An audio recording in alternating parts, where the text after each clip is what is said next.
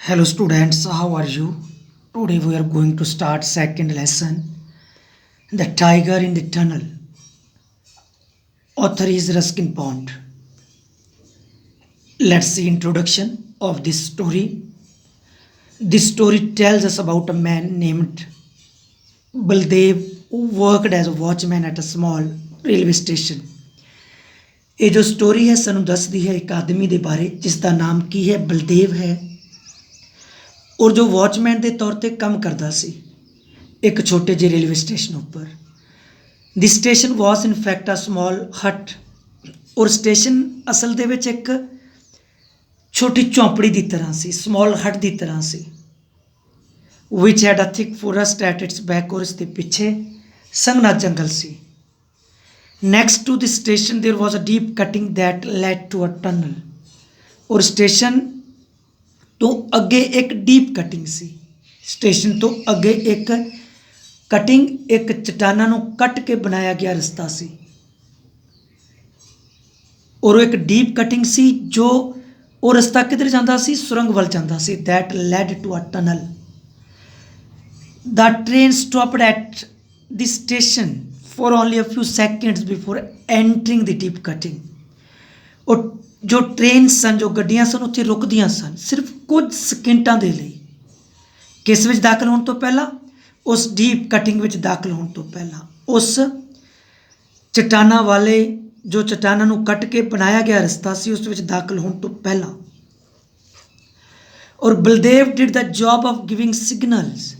whether the tunnel was clear or not ਔਰ ਬਲਦੇਵ ਦਾ ਕੰਮ ਕੀ ਸੀ signal ਦੇਣਾ ਕਿ ਜਿਹੜਾ ਉਹ ਟਨਲ ਵਾਲਾ ਰਸਤਾ ਸੀ ਜਿਹੜੀ ਸੁਰੰਗ ਸੀ ਉਹ ਸਾਫ਼ ਹੈ ਜਾਂ ਨਹੀਂ ਸੀ at night it was his duty to ਸੀ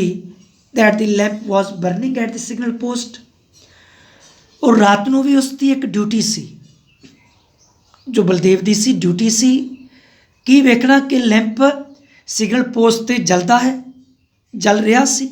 ਇਹ ਵੇਖਣਾ ਉਸ ਦਾ ਕੰਮ ਸੀ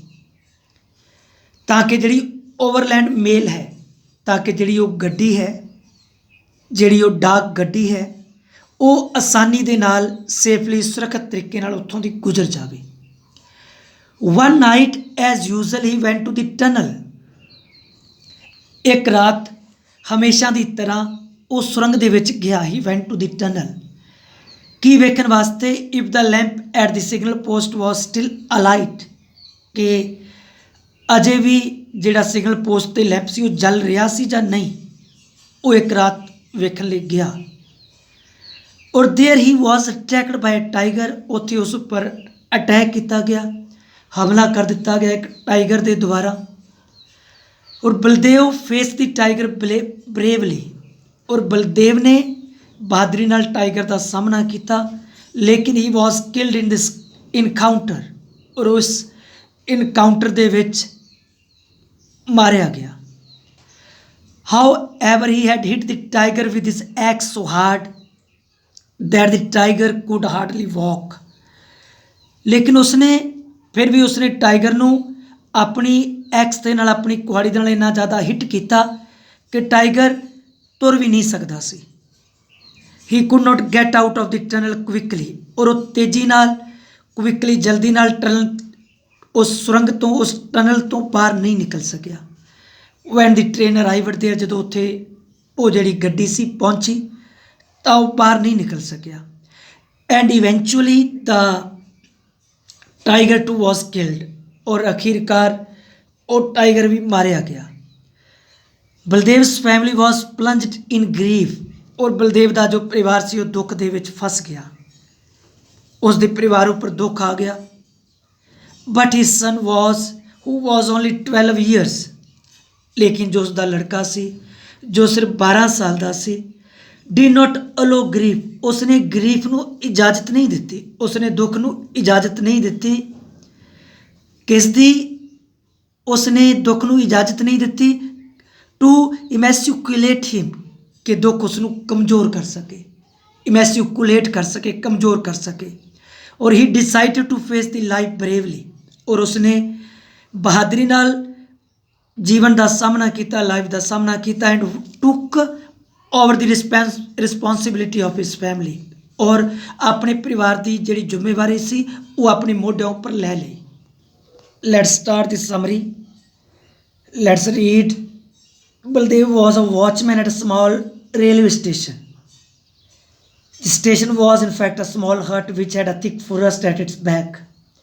ਜੋ ਬਲਦੇਵ ਸੀ ਉਹ ਵਾਚਮੈਨ ਸੀ ਇੱਕ ਛੋਟੇ ਜਿਹੇ ਰੇਲਵੇ ਸਟੇਸ਼ਨ ਉੱਪਰ।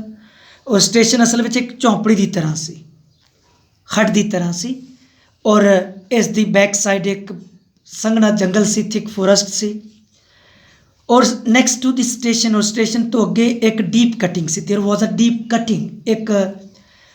ਡੂੰਘਾਈ ਵਾਲਾ ਚਟਾਨਾਂ ਨੂੰ ਕੱਟ ਕੇ ਬਣਾਇਆ ਹੋਇਆ ਰਸਤਾ ਸੀ ਜੋ ਕਿੱਧਰ ਜਾਂਦਾ ਸੀ? That led to the tunnel, ਜੋ ਸੁਰੰਗ ਵੱਲ ਜਾਂਦਾ ਸੀ।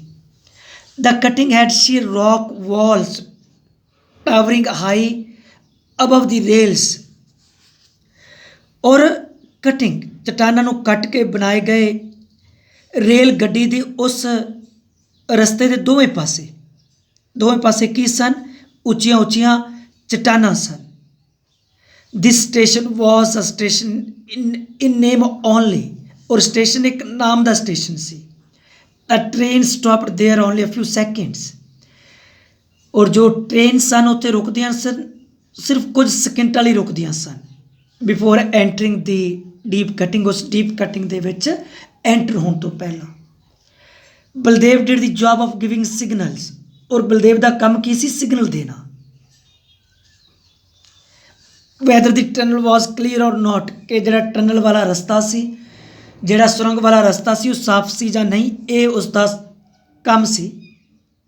ਔਰ at night it was his duty to see that the lamp at the signal post was burning and that the overland mail pass through safely. ਔਰ ਰਾਤ ਨੂੰ ਉਸ ਦਾ ਕੰਮ ਸੀ, ਉਸ ਦੀ ਡਿਊਟੀ ਸੀ ਵੇਖਣਾ ਕਿ ਸਿਗਨਲ ਪੋਸਟ 'ਤੇ ਲੈਂਪ ਜਲ ਰਿਹਾ ਸੀ ਜਾਂ ਨਹੀਂ, ਇਹ ਵੇਖਣਾ ਉਸ ਦਾ ਕੰਮ ਸੀ, ਤਾਂ ਕਿ ਜਿਹੜੀ ਓਵਰਲੈਂਡ ਮੇਲ ਹੈ, ਤਾਂ ਕਿ ਉਹ ਜਿਹੜੀ ਮਾਲ ਗੱਡੀ ਹੈ, ਜਿਹੜੀ ਡਾਕ ਗੱਡੀ ਹੈ, ਉਹ ਸੁਰੱਖਿਅਤ ਤਰੀਕੇ ਨਾਲ ਉੱਥੋਂ ਦੀ ਗੁਜ਼ਰ ਸਕੇ, ਲੰਘ ਸਕੇ। ਥੈਂਕਸ।